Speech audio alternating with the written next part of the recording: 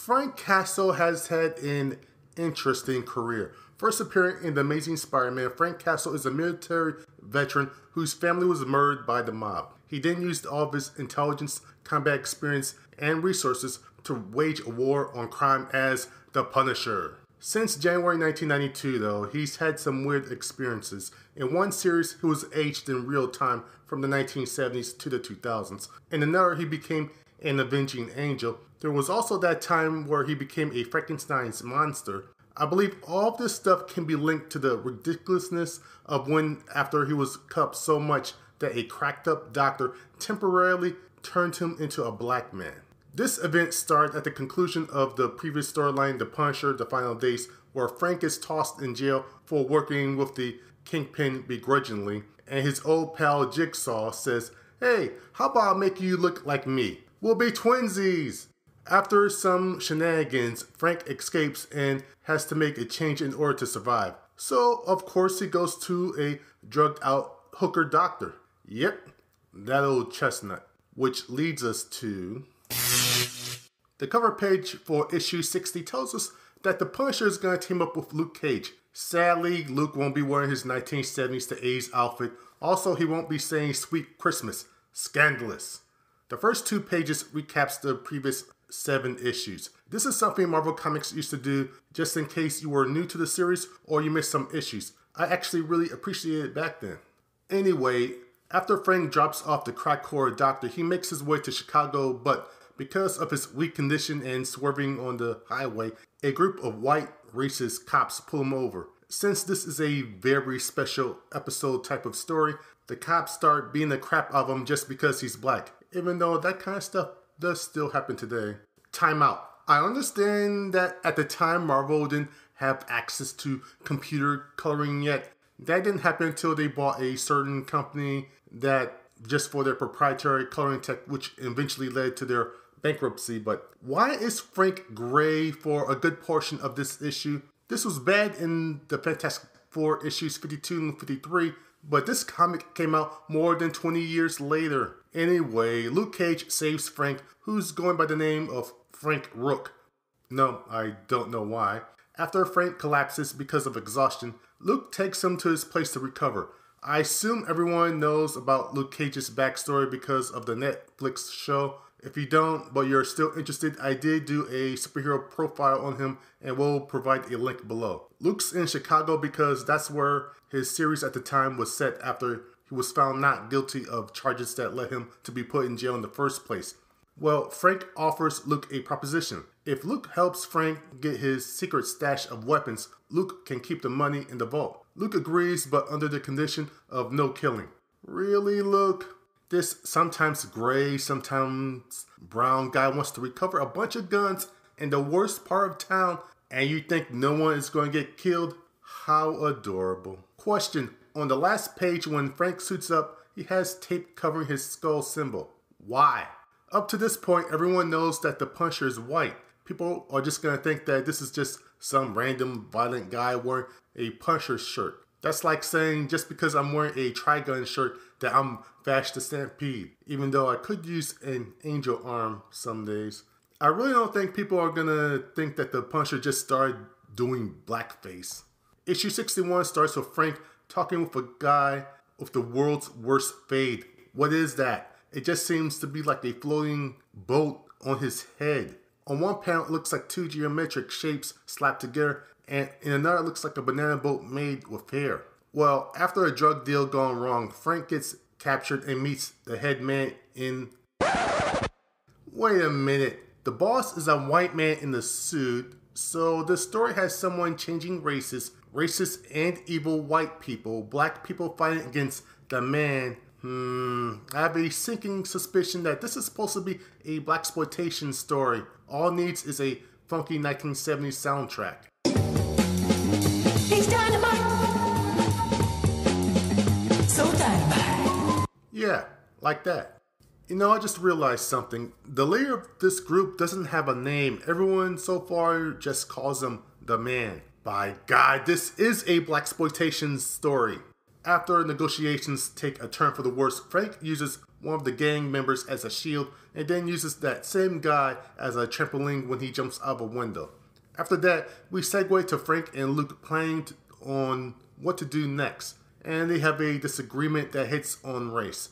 Luke wants to clean up the apartment building without bloodshed, and Frank basically says that's a pipe dream and this isn't about race. Luke retorts by saying, yeah, it's not about race, it's about image and knowing about who you are when no one else does. Also, he says he wants to show that there is a way out and he's proof of it. I agree mostly the topic at large is about image. It's not about knowing about who you are when no one else does. It's about how people perceive you and people in your group. It's about how outside information can cause to see someone like you or people like you in a different way. Once people have a certain image of something or someone knocked into their head for years, it's difficult for them to change their way of thinking. The most difficult thing for a person to do is change their mindset. This is why proper representation of different groups matter. The majority of Muslims aren't terrorists. The majority of people in poverty or on welfare aren't minorities. However, people still believe these things because that's what they see on TV and movies. Luke and Frank's one-page debate is a decent, well-meaning attempt at attacking this issue, but I get the feeling it's not going to go anywhere from this point on. Also, Luke still hasn't said Sweet Christmas or Where's My Money, Honey yet. When the conversation ends, Frank thinks for him it's about self-respect. For me, it's simpler, life or death. Dear Frank, for most people, minorities in America, it's both. I wonder if that's what the writers Mark McLaurin and Dave Sharp were going for. Probably not. Next, some thugs attack a few women in Cage and Castle. That sounds like a law firm. Well, they save them and stop them Cage's non-bloody way. I do find it a bit funny after Frank said that he'd do it Luke's way. He hands one of the ladies a pistol on the sly. The issue climaxes with Cage and Castle. That sounds more like an accounting firm. Going to the tenant building head first, taking out the gang and saving what's left of the tenants. Lazy villain alert. One of the last guys they take out is called Wrench. And he's called that because, well, he has a wrench. Clever. Issue 62 begins with some guy from earlier in the series. I didn't talk much about this earlier because it didn't affect the story at the time. Agrees to bring the Punisher back to the man.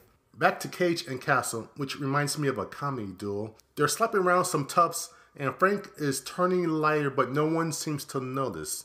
Page 6, panel 5. Is it me, or did Frank just turn gray again? Some things I notice here is Cage is more cranky than he has been in the last 2 issues. Also, not only is Frank getting lighter, but the artist seems to have given up trying to make him look like a black man. Now he only looks like how he used to, just with a tan. Based on the first few pages, the crossover should be over. They took care of what they need to do, and now Frank is just hanging around like that annoying friend that won't leave, saying that he just needs a place to crash for one night. Well, Frank finally decides to split town, but then he and Cage get jumped by a gang. The story climaxes with Frank getting captured, and the gang uses the crack-whore doctor as leverage, and he reveals that, yes, he is the Punisher.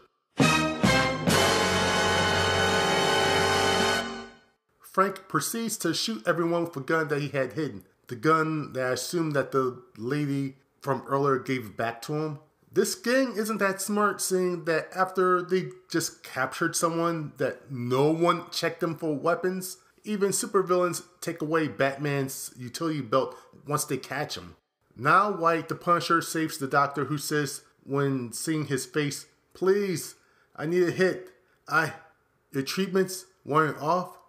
You're very handsome." So is she implying that when he was black that he was ugly then? I'd be offended, except that this druggie is saying this. The issue ends with the bad guys dead and bleeding, and both Cage and Castle, which sounds like a detective show title, talking smack to each other, and then the Punisher leaves. So, what was the point of this? I don't know. Was this comic worth the read? Not really. The mind boggles on what was supposed to be achieved here. I haven't been able to find any info on why this was done. I do find it interesting, though, that the writer that turned Frank Castle black, a Mr. Mike Baron, was suddenly assisted starring with issue 60 with Marcus McLaurin. Now, this is purely conjecture, but my guess is when Baron was about to leave the book, he decided to do something crazy knowing that he didn't have to resolve it, just like the writers did with the Daredevil comic in the early 2000s. Since Marcus McLaurin was already writing the Cage comic book, he would be the most logical one to fix this mess, I suppose. The only positive thing from this book that I can think of is that unlike the previous comics that I talked about in the last month, this story wasn't as rushed or ham-fisted when it came to racial issues. That's not saying much though. It was still a bit ham-fisted at times. That said, this wasn't the only time that comic book characters had major physical changes. Anybody remember Capwolf?